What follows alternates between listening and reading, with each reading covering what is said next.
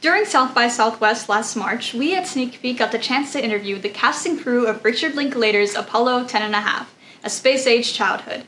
And during that interview, they all stressed the animation process, talking about both the difficulties and benefits of working with the medium of animation.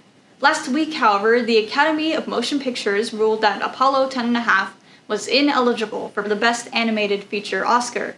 And considering the fact that it is an animated feature, it got me wondering, why was the film ineligible? IndieWire broke the story of the film's ineligibility last week, revealing excerpts from the Academy's ruling in July which stated that they do not feel that the techniques meet the definition of animation in the category rules, due to extensive use of live-action footage.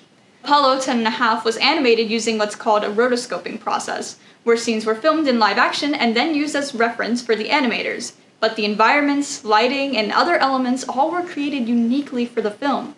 The look of the film was captured in painstaking detail through countless hours of research into archival footage from Houston in the late 1960s.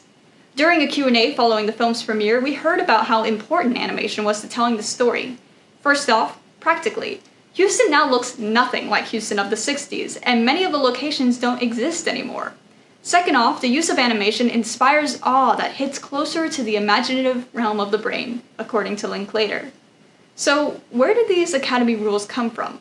2009 was a watershed year for the Academy's animation rules. James Cameron's Avatar was released, which utilized extensive motion capture technology to animate its alien characters and world. And the question of what makes an animated movie had to be decided.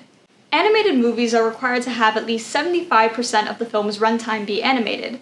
But do Avatar and other motion capture films count as animated?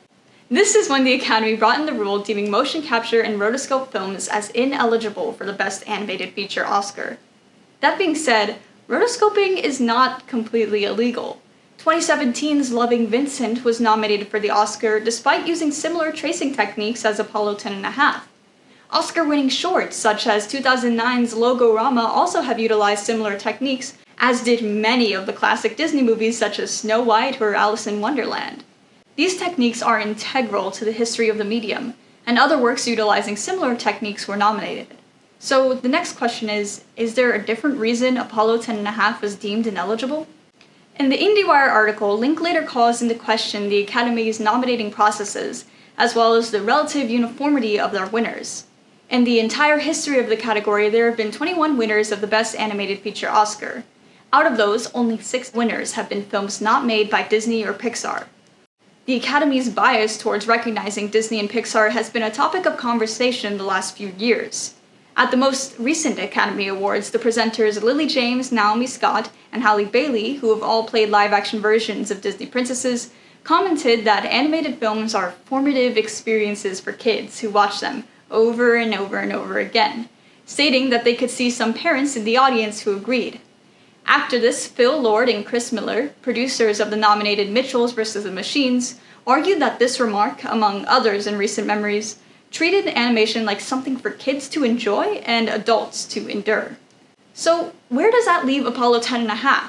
The IndieWire article states that Linklater is currently appealing the Academy's decision but has not yet heard back from them. Hopefully, with the story breaking, it will put some pressure on the Academy to review their decision with more careful detail. Ultimately, it's not about Apollo 10.5, but about the principle. Will the Academy elevate and honor animation in all forms and statuses, or will it defer it to populist films? I guess we'll have to wait and see.